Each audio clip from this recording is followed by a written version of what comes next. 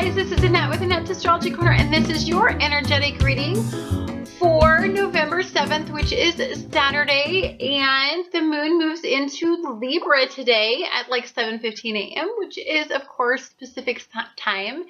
And so we still have the Yod. So we still have some quincunx energy leading up to Uranian energy, Uranus and Aries energy. So, and I happen to believe that because we have so much energy, and I happen to believe the reason why poor little Aquarians have been so challenged is because their ruling planet Uranus is going to be in question for the next couple weeks. Little Aquarians, you guys are going to experience some major transformation.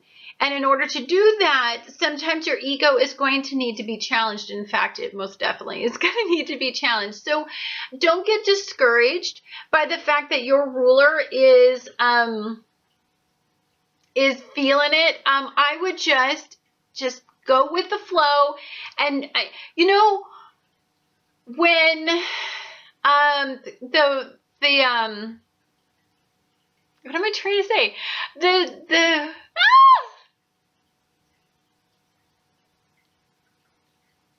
Pluto-Uranus squares happened, I felt like I was a fracking victim all the time because it just seemed like everything was in Cancer energy, and I'm a Leo on the cusp of Cancer, and so I just felt like the universe was out to get me, and I feel like and I wonder if sometimes you guys don't feel the same in what's been going on, Aquarians.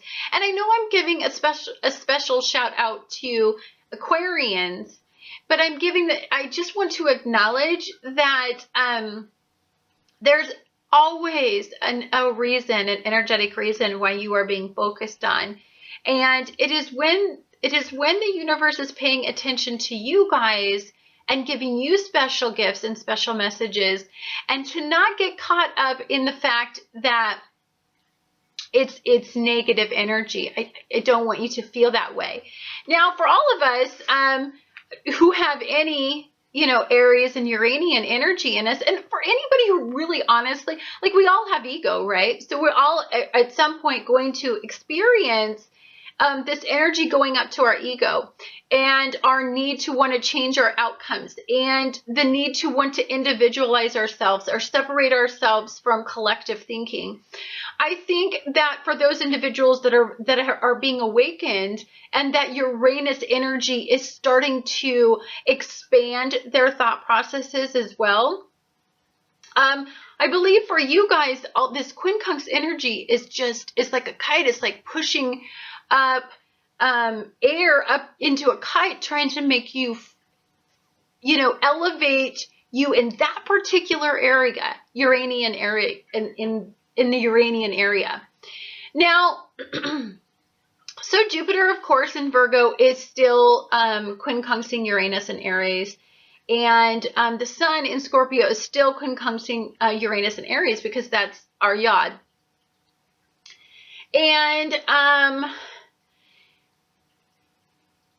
we also, that's the only negative energy sources that I see in the day. So the rest of them is we have beautiful sextiles. Now, I love the fact that we have a Yod and we have questions followed by tremendous amounts of highly buzzing, wonderful, delicious energy, because that we can elevate our energy level a lot easier when we have a lot of delicious energy and a little bit of negative energy, right? So today, Mercury in Scorpio, still conjunct the Sun in Scorpio, is going to be sextiling Pluto in Capricorn. And Jupiter in Virgo is still going to be sextiling the Sun in Scorpio. And then Saturn in Sagittarius is going to be sextiling Venus in Virgo and the Moon in Virgo, right? So I can't even tell you how delicious I find all this energy. And I'm going to tell you the energetic side of it, and then I'm going to try to align the two and help you guys decipher some of this whole Yod information or question that we have going on in the universe. So we're trying to make a decision. And usually, and it used to be back in the day, we used to make ego-based decisions. Now, because we just went through either complete redefinition of ego, or several of us had our ego terminated, many of us are redefining our ego right now. So making an ego-based decision, I don't think we know how to do that anymore. I do think that there are the people who have not been awoken that make ego-based decisions all the time, and those people are sad individuals. But I think for the most part, the people that are interested in evolution and exploring a better way of living and opening their mind up to potential, I think those people don't really have an alignment with how to make a decision. Because ego-based decisions in the past have all been foolhardy and have never really generated the outcomes that we deeply desire. So now we're trying to align our decision-making capabilities with spiritual awareness and guidance, and we're on a more peace-based track than a material-based and a collective thinking-based track. So we're trying to find the way to make a decision. So we've got this decision to make. And in the past, because we had so many difficulties making decisions, because we made foolhardy decisions based on ego, I think we're taking this decision-making process very slow. And I think we're making sure that we are energetically aligned before we do it. And I think that even though I feel like we feel victorious right now and we feel like we're kind of on top of the world, there's still a darker side to what we're dealing with deep down internally, and that's all this Sun in Scorpio and all this Mercury in Scorpio brewing up all of this stuff that and Chiron. You know, Chiron is really honestly in here. It's opposing Jupiter and Virgo. So for many of us that have really poor coping methods or health-related issues, they're still being expanded, not quincunxed right now, but expanded. And so I still think we still need to be making really smart decisions where we're paying attention to routine and rituals. And I really think we need to be gentle with our mental well-being. I see stuff in here about mental well-being, and I see that if we're not careful, if we start to ego-base this out, I see that we will lose our alignment with balance, and we will lose our perspective, and we will walk away victorious now, but we won't be victorious later.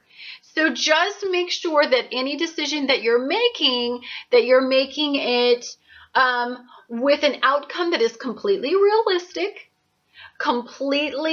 you're taking your time, you're thinking it through, you're having a more Taurian-based mindset, and you're paying attention to the downtime where you need to work on healing.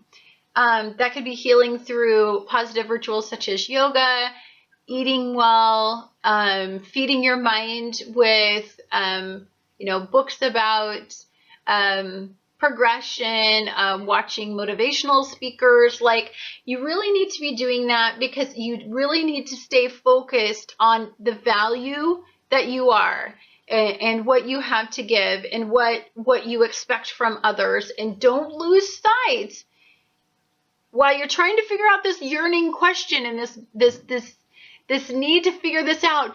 Don't lose sight of yourself and valuing yourself, to take things slow and to be mindful of the fact you got a yacht to figure out. Thank you guys so much for watching Annette's Astrology Corner, and I look forward to talking to you guys again tomorrow.